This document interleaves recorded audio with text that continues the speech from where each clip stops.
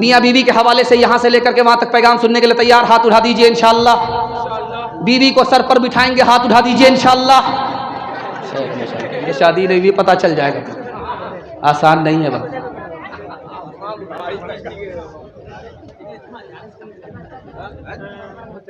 एक औरत की शादी हुई, 1 महीना हुआ, एक शौहर मर गया।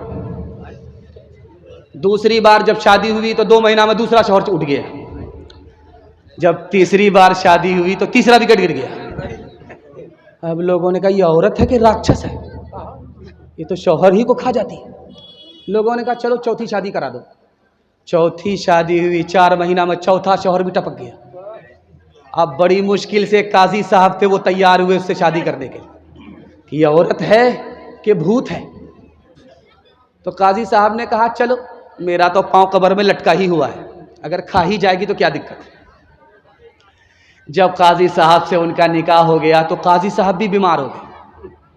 तो काजी साहब वसीयत करने लगे कि ये औरत राक्षस है, अब मेरी ही बारी है, छठा विकेट मेरा ही गिरेगा। अब औरत उसके पांव पर आकर के कह रही है अरे अब हमारा गुजारा किसके पास होगा, 5वां शौहर तुम थे, तुम भी हमको छोड़ करके जा रहे हो, अब हमारा गुजर किसके पास होगा। तो काजी साहब ने आंख खोल करके कहा कोई छठा बदनसीब होगा जिसके गले तुम बांधी जाओ। ध्यान से रखिएगा, जल्दी से निकल जाएगा। पाकिस्तान के एक आलिम, बहुत बड़े आलिम, दुआ कीजिए अल्लाह उनकी कब्र को नूर से भर दे। उसने एक सवाल पूछा जलसे सुनने वालों से, ये देखो पिंडाल के नीचे हो, अल्लाह तुम्हारे इल्म में इजाफा फरमाए, मेरे मुताला को ताज़ा फरमाए। ये बताओ कि दुनिया की जन्नत दुनिया में कहाँ है? दुनिया की जन्नत है मगर दुनिया में है तो कहाँ है? एक आदमी ने भी जवाब नहीं दिया। हजरत ने फरमाया अपने इल्म में इजाफा करो और सुन लो कि दुनिया की जन्नत दुनिया में कहाँ है।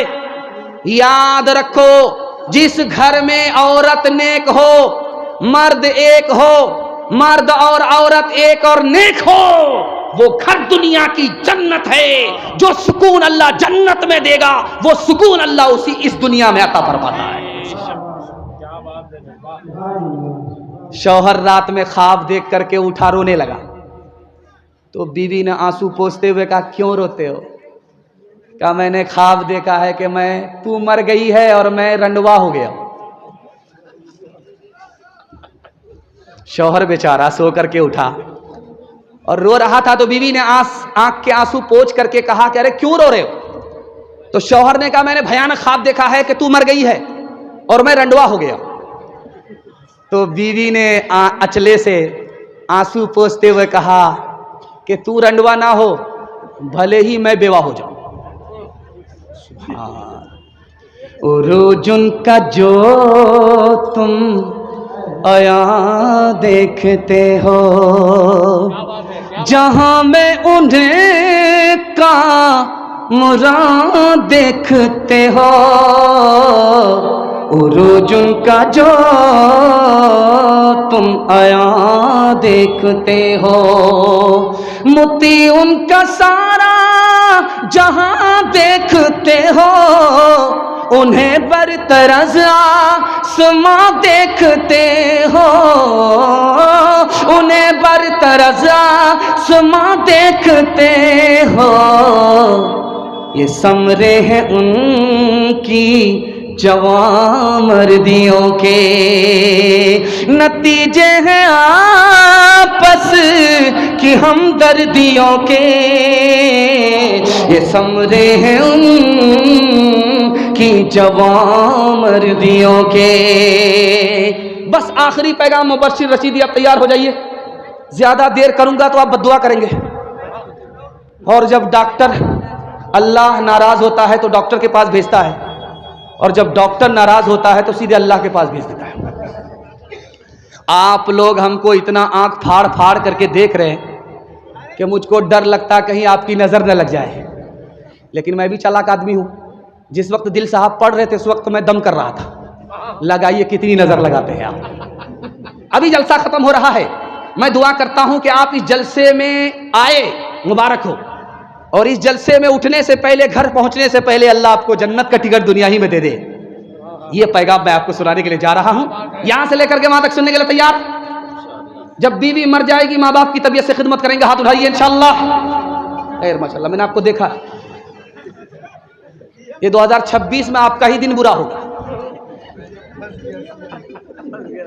दस्तरखान लगा हुआ था, दस्तरखान लगा हुआ था, रोटी लगा दिया, सालन लगा दिया, बेटा खा रहा, माँ उधर बैठी हुई है। तो जब खाने में सालन में मजा नहीं आया तो खफा होकर के माँ से कहता, माँ तू बूढ़ी हो गई, आज तक तुमको सालन पकाने के लिए नहीं आया। तो माँ ने कहा, बेटा मैंने नहीं पकाया है, तेरी बीवी ने पकाया। तो कहा, सुबहान अल्लाह, माशा अल्लाह। जब ही तो महसूस कर रहा था कि जिंदगी में पहली बार ऐसा मजा आया है। तो माँ ने कहा, तू बीवी का शौहर नहीं है, बीवी का नौकर है, जोरू का गुलाम है। एक आदमी लॉकडाउन में 5 रोटी खरीद रहा है होटल से, 5 रोटी एक आदमी खरीद रहा है। लोगों को हैरत है, यहां तो दाना पानी के लिए लाले हैं, ये कैसा लाल वाला है, एक एक दिन में एक एक टाइम में 5-5 रोटी खरीदता है। हाथ पकड़ करके कहा कि भाई साहब तुम्हारे पास कौन सा दफीना है, कौन सा खजाना है, कितना पैसा है, लॉकडाउन में सबका हलपतला हो गया, तुम 5-5 रोटी खरीदते हो। तो उसने कहा कि 1 रोटी अपने लिए, 1 रोटी दरिया में डालता और 1 रोटी से कर्ज चुकाता और 2 रोटी कर्ज में देता। होटल वाले का माथा घूम गया, बोला भाई साहब इसका मतलब बता दो, 1 पैसा नहीं लेंगे। बोला 1 रोटी जो अपने पास रखता हूं खुद खाता हूं, और 1 रोटी जिससे कर्ज चुकाता हूं, मेरी माँ जिंदा है, बाप का इंतकाल हो गया, उस माँ को खिलाता हूं। उसने कर्ज चढ़ा दिया था बचपन में, माँ ने मुझे खिला पिला करके जवान किया, कर्ज चढ़ा दिया। अब मेरी माँ बूढ़ी हो गई, उसको रोटी खिला करके कर्ज चुका रहा हूं। कोई माँ का लाल इस पिंडाल के नीचे यह दावा नहीं कर सकता, मैं माँ बाप को खिलाता हूं, माँ बाप का खा करके जवान हुआ है, उसी एहसान को लौटा रहा है। कहा कि भाई साहब समझ गए, लेकिन 2 रोटी जो कर्ज में देते हो वो कौन सी रोटी है? तब मेरे छोटे छोटे बच्चे हैं, उनको खिलाता हूं, ये मेरे बुढ़ापे का सहारा है, अभी इनको कर्ज देता हूं, बुढ़ापे में ये लौटा देंगे। का सुभान अल्लाह, भाई साहब समझ गए, वो रोटी समझा दो जो रोटी अभी बाकी है, जिसको तुम दरिया में डालते हो। कहा ये अंदर का मामला है। अरे अल्लाह का बंदा, हम कौन सा प्रचार करने के लिए जा रहे हैं किशनगंज, अंदर ही का तो मामला पूछ रहे। तो बोलता किसी से मत बताना, सास को खिलाता हूं, नेकी करो दरिया में डालो। माँ बाप तरसे है पीने को पानी, बेटा है राजा बहू फुलवा रानी। माँ बाप तरसे है पीने को पानी, बेटा है राजा बहू फुलवा रानी। बुढ़वा और बुढ़िया पे कुछ नहीं ध्यान, है रे मुसलमान, है रे मुसलमान, है रे मुसलमान, है रे मुसलमान। माँ बाप भाई बहन को रुलाए, बीवी को बाहर से लाकर खिलाए। माँ बाप भाई बहन को रुलाए, बीवी को बाहर से लाकर खिलाए। कल तेरी औलाद लेगी परान, है रे मुसलमान, है रे मुसलमान, है रे मुसलमान, है रे मुसलमान। आपका जलसा टूटा नहीं, हैरत की बात है। जो जलसा देखने वाले थे वो भी जलसा सुन करके गए, उन्होंने अपना हिस्सा ले लिया। और हैरत की बात तो ये है कि आप लोग अभी तक बैठे, और मैं देख रहा हूं जो खड़े हैं वो कब से खड़े हैं, जो बैठे हैं कब से बैठे हैं। दिल से दुआ देता हूं, मैं मुसाफिर भी हूं, मेहमान भी हूं, आपके वास्ते दुआ करता हूं। आपकी जवान बेटी के लिए अल्लाह गैब से मुनासिब जोड़े का इंतजाम फरमाए। माँ बाप की खिदमत से अल्लाह आपको दुनिया ही में जन्नत का टिकट अता फरमाए। अंधेरी रात का मंज़र बदल सको तो चलो,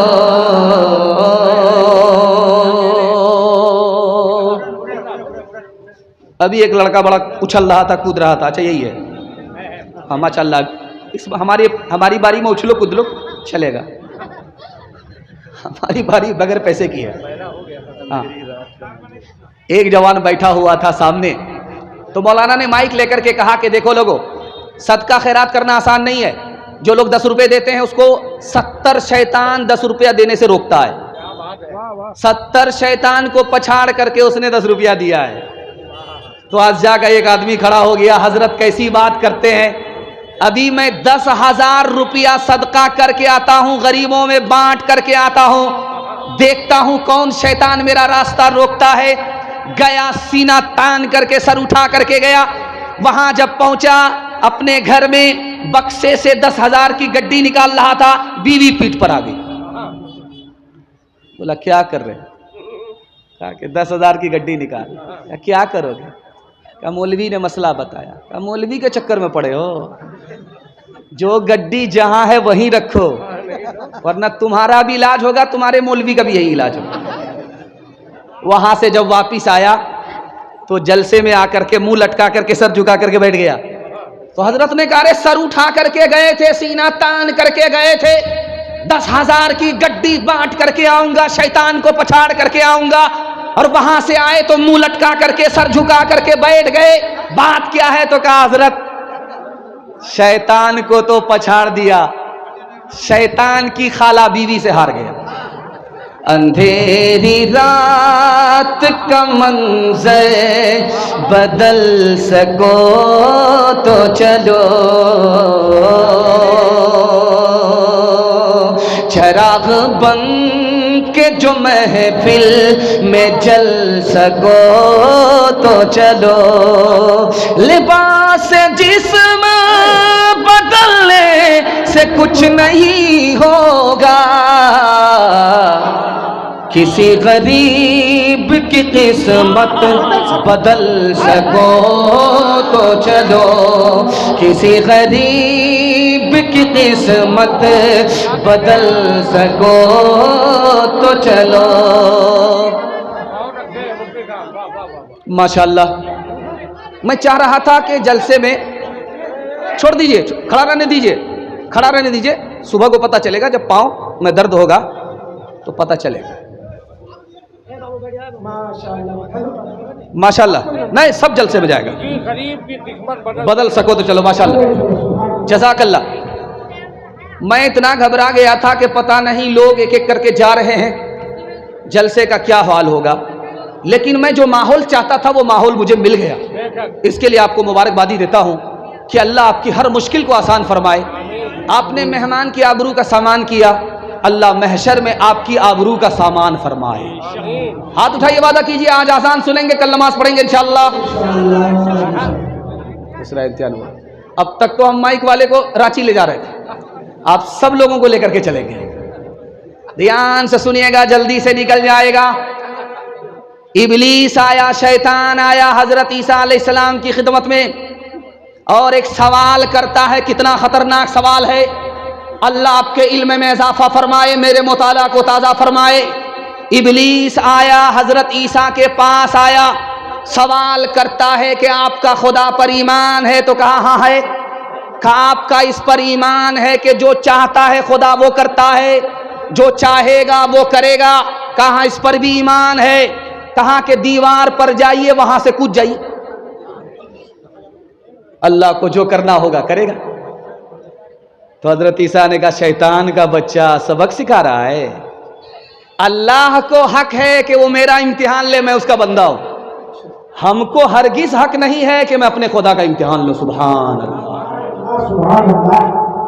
सिक्का चलता है, अभी भी चलता है, अरब में सोने का सिक्का चलता है, चांदी का सिक्का चलता है, किसी को दीनार कहते हैं, किसी को दिरहम कहते हैं।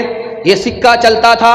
अम्मा आयशा रजी अल्लाह अन्हा के हवाले से दिल साहब ने जो मिसरा पढ़ा, वाकई उन्होंने कलेजा निकाल दिया।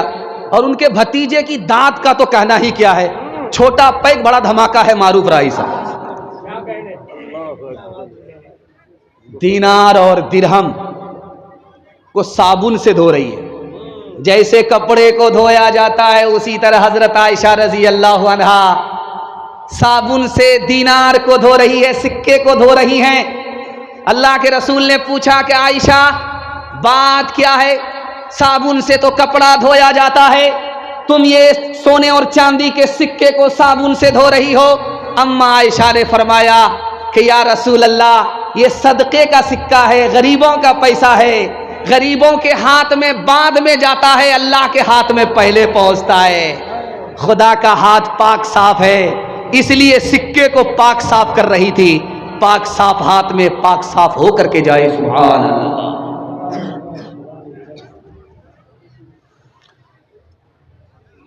एक मुसलमान थे, उसका नाम था हाजिब बिन जरारा। हाजिब बिन जरारा मुसलमान थे, आए बादशाह के दरबार में। कहाँ? ईरान आए। ईरान 100 चोट सोनार की दूसरी दुनिया मारती है, ईरान 1 चोट लोहार की मारता है। सुभान अल्लाह। दुआ कीजिए अल्लाह ईरान की हिफाजत फरमाए, ईरानी हुकूमत की हिफाजत फरमाए। ईरान आए, किसरा के दरबार में आए तो दरबार ने पूछा कि तुम कौन हो? तो कहा मामूली आदमी हूं। और जब बादशाह से मुलाकात हुई तो कहा कि मैं सरदार हूं।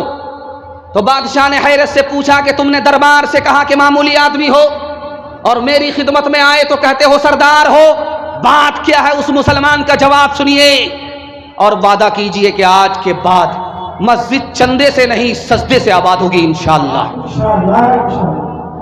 उस मुसलमान ने कहा कि जब मैं तुम्हारे दरवाजे पर था तो मामूली आदमी था, लेकिन जब बादशाह के हुजूर पहुंच गया तो मैं सरदार हो गया। जब अल्लाह का बंदा सजदे में होता है तो फर्श से निकलता है, अर्श पर पहुंच जाता है। सुभान अल्लाह।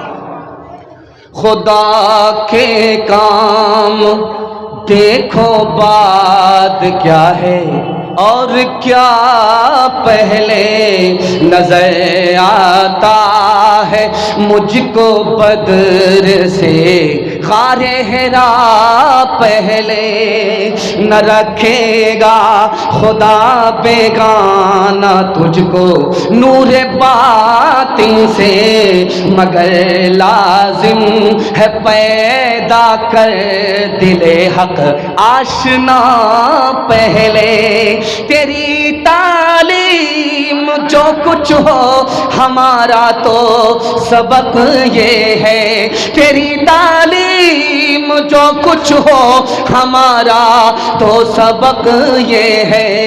ये सब फानी खुदा बाकी खुदी पीछे खुदा पहले। ये सब फानी खुदा बाकी खुदी पीछे खुदा पहले। नबी की सीरत, नबी की अज़मत के हवाले से आपकी खिदमत में पैगाम। हाथ उठाइए, वादा कीजिए सीधे बुढ़ापे में हज करेंगे इंशाअल्लाह।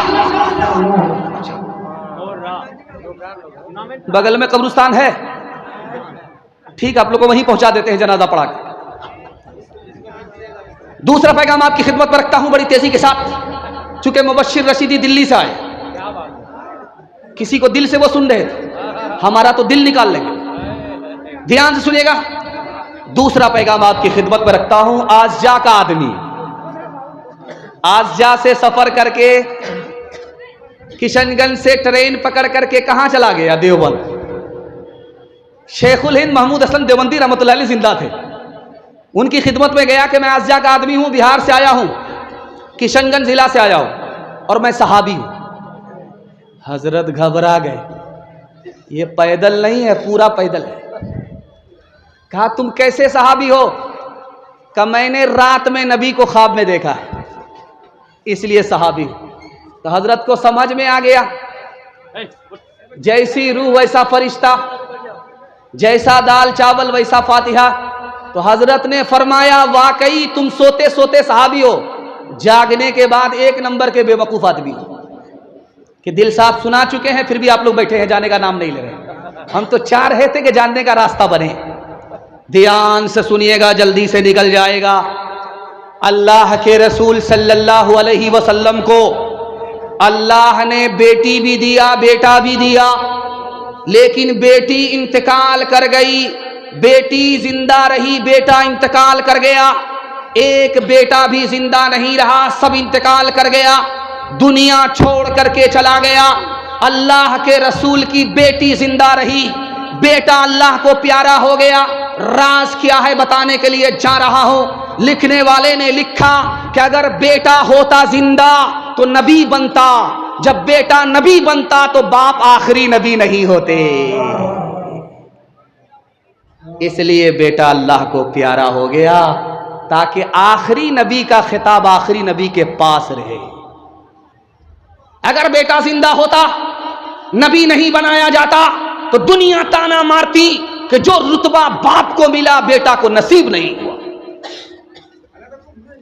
यहां के एक पंडित जी थे, उनका नाम था पंडित दयानंद सरस्वती। वो हजरत नानोतवी के पास आकर के बोले कि मुल्ला जी आप तो कहते हैं हिंदुस्तान से अफजल मदीना है, मदीना से अफजल हिंदुस्तान नहीं है, लेकिन मेरे एक सवाल का जवाब दो। जो हवा हिंदुस्तान से मदीना जाती है वो ठंडी होती है, और जो मदीना से हवा हिंदुस्तान आती है वो गर्म होती है। गर्म और ठंडी हवा में ठंडी हवा अफजल होती है, गर्म हवा से बढ़कर होती है। अब बताओ मदीने से बढ़कर हिंदुस्तान है कि नहीं? हजरत नानोतवी के वास्ते दुआ कीजिए, अल्लाह उनकी कब्र को नूर से भर दे। उन्होंने कहा कि पंडित जी बात वो नहीं है, जो हवा हिंदुस्तान से मदीना जाती है वो इसलिए ठंडी है, वो मारे खुशी में जा रही है कि नबी के शहर को देखने जा रही हूं, नबी के रोजे की जियारत करने जा रही हूं। मारे खुशी के सर से लेकर के पैर तक वो ठंडी हो जाती है। और जो हवा मदीने से हिंदुस्तान आती है वो गर्म इसलिए होती है, उसको गम होता है नबी के शहर से जुदा हो रही हूं, नबी के रोजे से जुदा हो रही हूं, इसलिए वो हवा गर्म है, इसलिए ये हवा ठंडी है। हाथ उठाइए, वादा कीजिए नबी की अजमत दिल में होगी, नबी की सुन्नत पर जिंदगी भर चलते रहेंगे इंशाअल्लाह। बीवी से पूछ करके दाढ़ी रखेंगे, हाथ उठा दीजिए इंशाअल्लाह। दुआ का असर आज काम रहा है, खुशी का मुबारक मकाम रहा है। ये कौन इंसान ने कामिल ज़मीं पे बसद इज़्ज़तों तेरा मा रहा है। ये किस ज़ाते बेहक की है आमद आमद, फरिश्तों का पैग़ाम सलाम आ रहा है। गुलामों यतीमों की बिगड़ी बनाने कोई मोने से खासो आमा रहा है।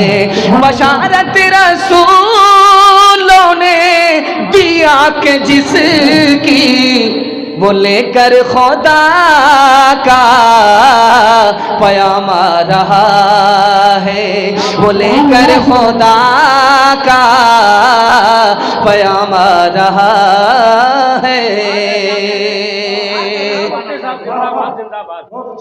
ये शहजाद राही माशाल्लाह, ये शराफत निस्वानी यहाँ बैठा हुआ है, और शहजाद राही माशाल्लाह क्या खुलूस से जलसा किया है। एक आदमी भी बचा नहीं, सब उठ करके एक एक लोग, कहाँ से, दिल्ली से, कहाँ से, तो दूसरे जलसे से सब लोग आ गए। क्या बात है, क्या बात है। जबकि नदी के इस पार आने के लिए आदमी को सोचना पड़ता है कि कब्रिस्तान जाना आसान है, लेकिन इस पार आना बहुत मुश्किल है, बहुत मुश्किल का। अल्लाह से दुआ करता हूँ शहजाद राही के मदरसे के लिए, उनके लिए अल्लाह उनकी उम्र में खूब खूब बरकत अता फरमाए, उनके इदारे को अल्लाह कबूल फरमाए। कुरान के हवाले से पैगाम यहाँ से लेकर के वहाँ तक सुनने के लिए तैयार, जोश के साथ हाथ उठाइए इंशाअल्लाह। रमज़ान के बाद कुरान ताक पर होगा, हाथ उठा दीजिए इंशाअल्लाह। चलने दीजिए, आप कन्या के भी मामू हैं, दुल्हा के भी मामू।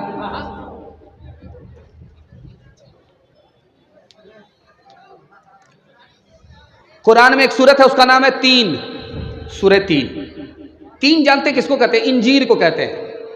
इंजीर, इंजीर आपको दुकान में, खजूर की दुकान में इंजीर मिलता है, उसको तीन कहते हैं। क्योंकि एक आदमी सुबह सुबह इंजीर खा रहा था, तीन खा रहा था, उसको अरबी में तीन कहते हैं और उर्दू में इंजीर कहते हैं। वो खा रहा था तो उसका एक दोस्त खाने के वक्त में आ गया, उसने चादर के नीचे उसको छुपा दिया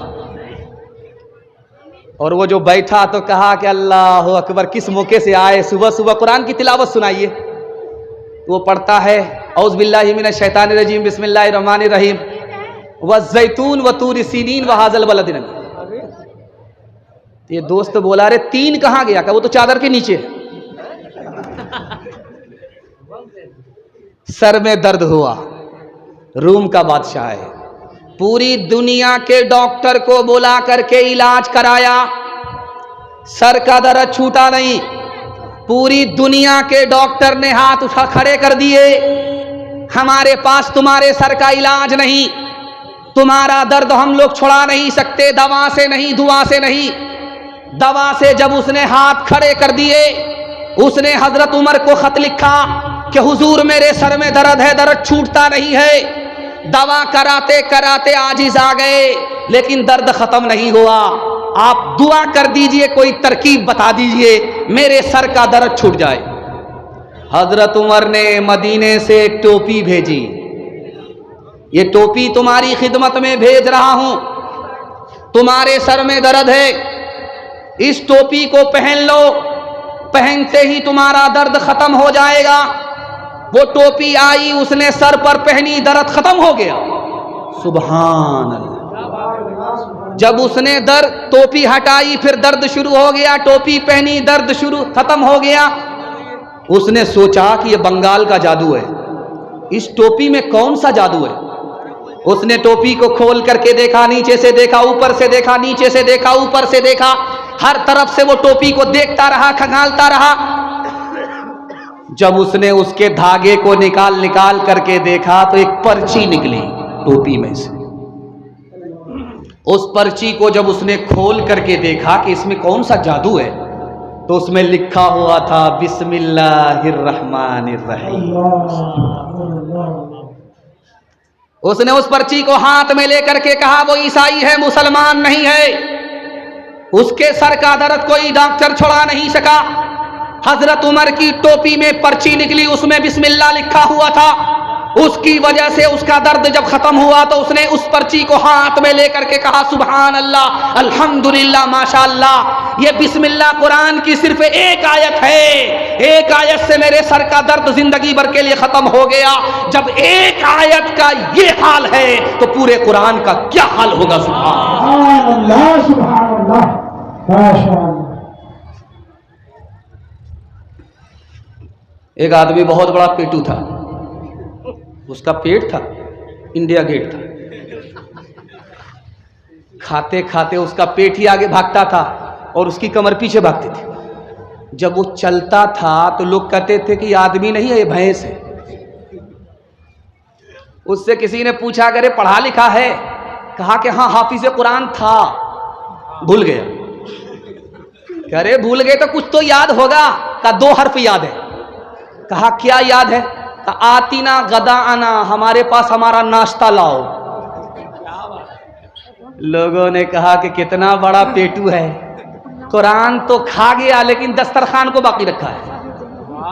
जब हम कलाम पाक से वाबिस्ता हो गए, वाबिस्ता हो गए, सब मरहले हयात के आसान हो गए, आसान हो गए।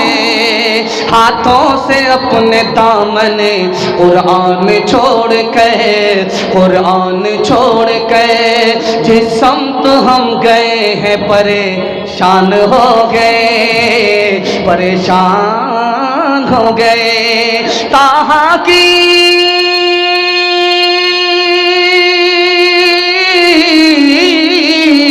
ताहा की आयतों पे जो नजरे उमर पड़ी, एक लफ्ज़ कलमा पढ़ के मुसलमान हो गए, मुसलमान हो गए। एक लफ्ज़ कलमा पढ़ के मुसलमान हो गए। माशाअल्लाह, इतना करीब करीब आप लोग बैठे हैं और घास पर बैठे हैं। कि आपको गर्मी लग रही है, ठंडा खत्म हो गया, लेकिन इतना सट सट करके आप लोग बैठे हैं कि डर लगता है कि किसी का हाथ किसी की जेब में भूल से गया तो पूरा बटुआ खाली हो जाएगा। ध्यान रखिएगा, जल्दी से निकल जाएगा। हमारे जवान जुआ बहुत खेलते हैं, जीतने के चक्कर में हारते बहुत हैं, और रात में लखपति थे, सुबह को खाकपति हो जाते हैं। धोबी का गधा, न घर का न घाट का। लुकमान हकीम नौकर थे, उसका मालिक जुआ खेल रहा है।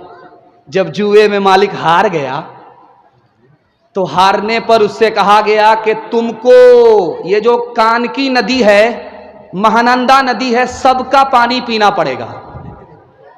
अगर नहीं पियोगे तो पैसा देना पड़ेगा। अब वो फंस गया। हारने के बाद इतनी बड़ी नदी कहां से बहती है, कहां जाती है, इसका पानी पीना है और नहीं पियोगे पैसा देना पड़ेगा, मुंह मांगा पैसा देना पड़ेगा। तो लुकमान हकीम ने अपने मालिक से कहा, आपको परेशान होने की जरूरत नहीं है, उस आदमी को बुला करके कहिए कि लंबाई में पानी पीना है या चौड़ाई में पानी पीना है। वो बोला कि ठीक है, लंबाई में पी लो। तो लुकमान हकीम ने कहा, चौड़ाई में तो पानी को रोको, तब हम लंबाई में पीते। अब आया था मंतिक से निकलने के लिए, फलसफा से फंस गया। याद रखिए, आदमी घर से बर्बाद होता है। कैसे बर्बाद होता है आपको सुनाने के लिए जा रहा हूं। हलाल खा रहा था, कमा रहा था, 99 की बीमारी नहीं थी, कोई खुजली नहीं थी।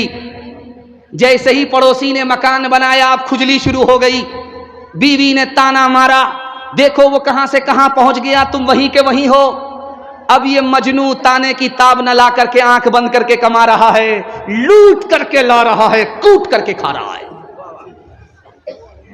अब क्या हुआ, मरने के बाद जब अल्लाह की अदालत में पहुंचा तो लिखा गया कि इसकी नमाज खत्म हो गई, इसका रोजा खत्म हो गया, इसकी नेकी बर्बाद हो गई, इसका गुनाह बाकी रह गया। पूछा गया वो गुनाह क्या है? कहा बच्चों को हराम खिलाया, बच्चों को हराम ला करके दिया, बच्चों के लिए हराम कमाया, वो गुनाह बाकी है। वो नेकी कहाँ गई? बच्चों को लूट करके ला करके कमा करके खिलाने में के नतीजे में सब नेकी खत्म हो गई, नेकी खत्म हो गई, गुनाह बाकी रहा। जहन्नम भी गया तो घर की बीवी की वजह से, बच्चों की वजह से चला गया। अज्जा का आदमी 1 किलो दूध में 9 किलो पानी मिलाता था और रोटा में जाकर के बेचता था। तो खरीदने वाले कहते थे, यार इसमें तो पानी ही पानी है, दूध कहाँ है? दूध में तुम पानी मिलाए हो। तो वो कसम खा करके कहता था कि हम दूध में पानी नहीं मिलाए, पानी में दूध मिलाए। 99 दिन चोर के 1 दिन कोतवाल का। दूध बेच करके आ रहा था, उसके बटुआ में पैसा था, साइकिल से आ रहा था। उसको पेशाब पाखाने की जब हाजत हुई तो महानंदा नदी के किनारे चला गया हाजत पूरी करने के लिए। पाकड़ के दरख्त के नीचे साइकिल रखा। वहां से जब वापिस आया तो देखा कि आंख बंद डब्बा गायब। साइकिल तो है, बटवा है ही नहीं। अब चारों तरफ देख रहा, कहीं नजर नहीं आया। तो ऊपर जो झांक करके देखा तो देखा कि बंदर बैठा है, बटुआ हाथ में है। सिक्का निकाल करके देख रहा कि असली है कि जाली है। इसने हाथ जोड़ करके कहा कि महाराज बटुआ दे दो, तुमको केला खिलाएंगे। उसको रहम आया, 1 सिक्का इसको दिया। फिर कहा कि हम तुमको अमरूद खिलाएंगे। तो सिक्के को देखने लगा, वो सिक्का फेंकने के बजाय उसके हाथ से छूटा, पानी में गिरा, टभाक। उसको बड़ा अच्छा लगा कि ये दिवाली का पटाखा कहाँ फूट रहा है भाई। उसको समझ में आ गया कि ये सिक्का नहीं है, दिवाली का पटाखा है। 1 सिक्का निकाले, पानी में गिराए, टभाक मजाले कि दिवाली का पटाखा फूट रहा है। 1 सिक्का पानी में डाले, 1 सिक्का उसके हाथ में डाले, 1 सिक्का पानी में डाले, 1 सिक्का उसके हाथ में डाले। जब बटुआ खाली हो गया तो ये कहता है, महाराज समझ में आ गया, जो दूध का पैसा था वो ऊपर आया, जो पानी का पैसा था पानी में चला गया। झूठे टुकड़े खाकर बुढ़िया तब का पानी पीती थी, मरती है तो मर जाने दो, पहले भी कब जीती थी, पहले भी कब जीती थी। जय हो पैसे वालों की,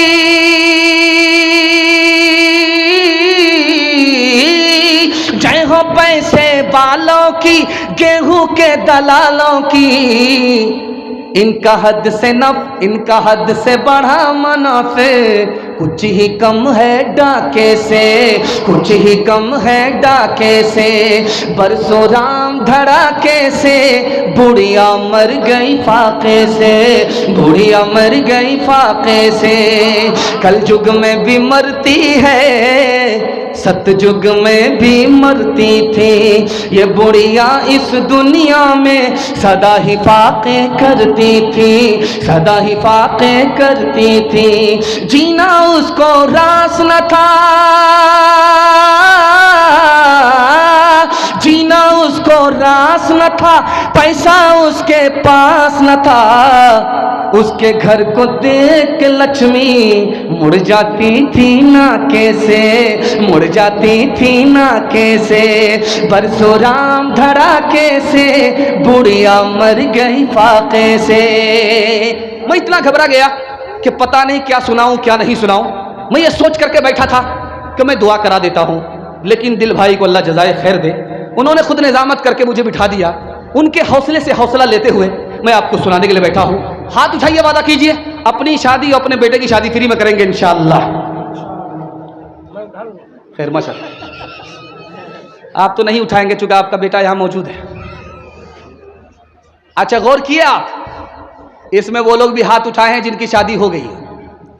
अगर वो दूसरी और तीसरी के चक्कर में हैं तो जलसा सुनकर के जब घर पहुंचेंगे तो घर में बड़का डराम होगा, रातों रात बीवी उसी में पैक कर देगी, ये सीधे क़यामत में उठेंगे।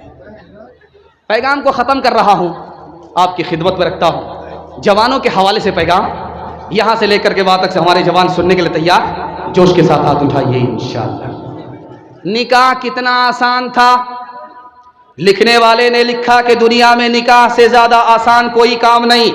आपका जलसा आधा से ज़्यादा निकल गया, थोड़ा सा जलसा बाकी रह गया है, हाथी पास हो चुका है, सिर्फ दुम फंसी हुई है। और दुआ करता हूँ अल्लाह हमारे सुनाने को, आपके सुनने को बेहद कबूल फरमाए, इस जलसे को ज़मीन से लेकर के आसमान तक कबूल फरमाए। निकाह कितना आसान था सुना देता हूँ। आज निकाह से ज़्यादा मुश्किल कोई काम नहीं है, कल निकाह से ज़्यादा आसान कोई काम नहीं था। जुमा का दिन हो या ना हो निकाह हो जाएगा, जुमा का दिन हो या ना हो निकाह हो जाएगा। मोहर उधार हो, महर उधार हो या नकद हो निकाह हो जाएगा। काजी हो या ना हो निकाह हो जाएगा। खुतबा पढ़ा जाए या ना जाए निकाह हो जाएगा। दो आदमी की मौजूदगी में अगर लड़का बोल दे कि मुझे लड़की पसंद है, लड़की बोल दे कि मुझे लड़का कबूल है, मियां बीवी राजी, तो क्या करेगा काजी। लेकिन आज के दौर में निकाह इतना मुश्किल हो गया, लोग अपने बेटे को बेचते हैं और बेटी वाले अपनी बेटी के लिए दूल्हा खरीद करके बेटी को देते हैं। इसकी वजह से निकाह इतना मुश्किल हो गया कि एक बेटी दुनिया छोड़ करके जा रही है, पांव फैलाया, आंख खोल करके आसमान को देख रही है। बाप ने कहा कि बेटी क्या है, कहा मेरा आखिरी वक्त है, अब मैं दुनिया छोड़ने वाली हूं, अब्बा मेरे वास्ते दुआ करो। मैं दुआ करती हूं, आप आमीन बोलो। बाप से कहा एक बार आमीन बोलो, बाप ने एक बार आमीन कहा। बाप से कहा दूसरी बार बोलो, बाप ने दूसरी बार कहा।